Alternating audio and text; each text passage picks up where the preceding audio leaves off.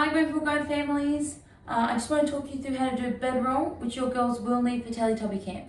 So first step, choose a nice big tarp, enough that when you wrap your bedroll up, it's going to be tight and waterproof.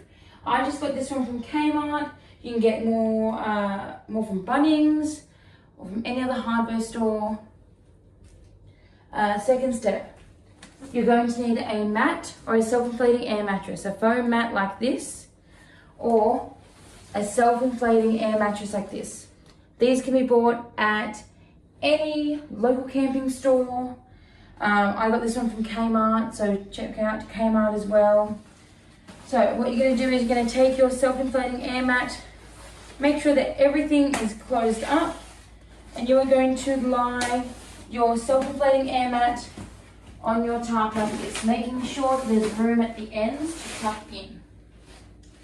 Next step, you're going to get a nice warm sleeping bag. Make sure that the sleeping bag is nice and warm because it does get chilly on camps. You're going to make sure that it's nice and zipped up.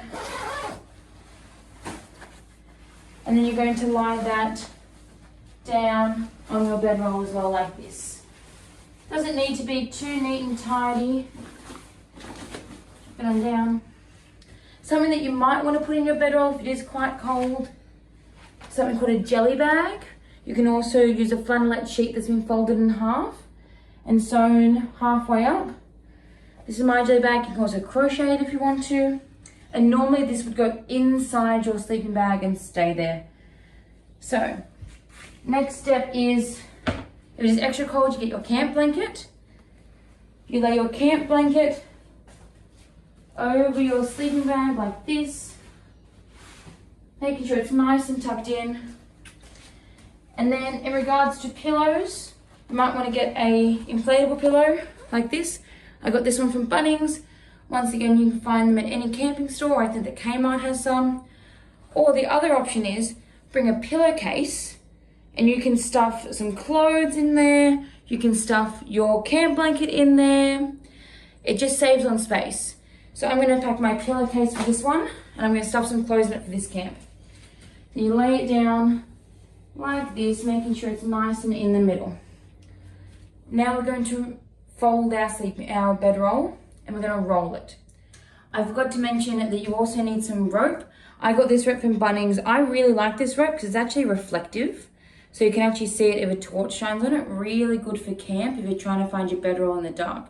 You really only need about 3 meters, 4 meters of rope. This one is a little bit long, but we'll make do. Okay, now we're going to learn how to fold our bedroll. So this is a little tricky with one person, but I'm going to do my best. So what you do is you get down, you've got your tarp, you've got your bedroll nice and laid out. You're going to tuck the ends up. This is going to make sure that no water can get into our bedroll. You're going to fold the side over like this, like this. If you have a friend, this is a lot easier to do because your friend will do the other end with you. So fold it up,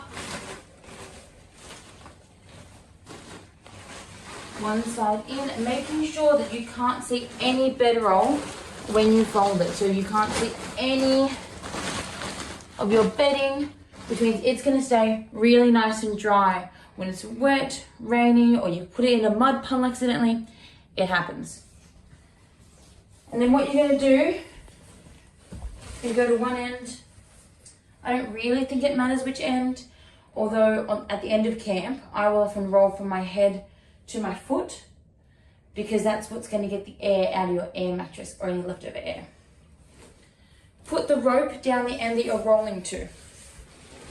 Using your really strong hands and fingers, you're going to roll your bedroll, making sure it is nice and flat and straight, making sure the tarp doesn't come over. It's really helpful if you have a friend for this step because they help you with the tarp and whatnot.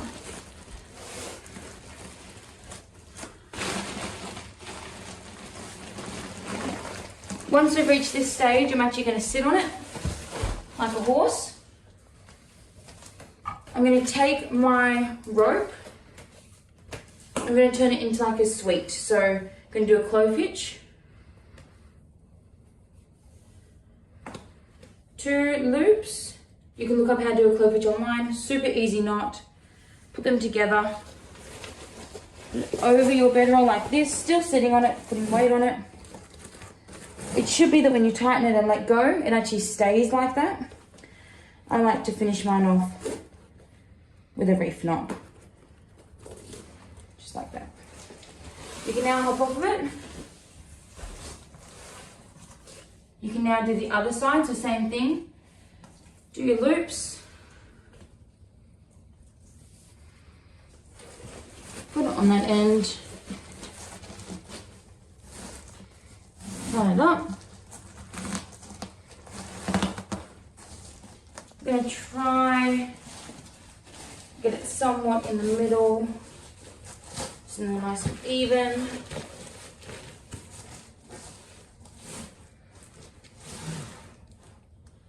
Okay. Finish off with a reef knot.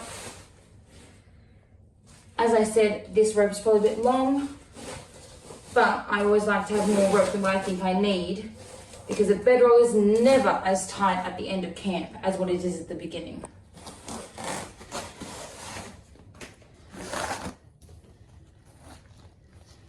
And then with my extra rope, I can put it around like this, make a nice little handle, or I can just tuck it up.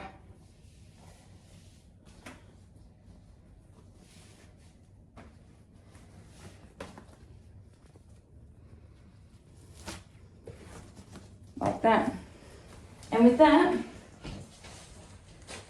I'm ready to go to camp.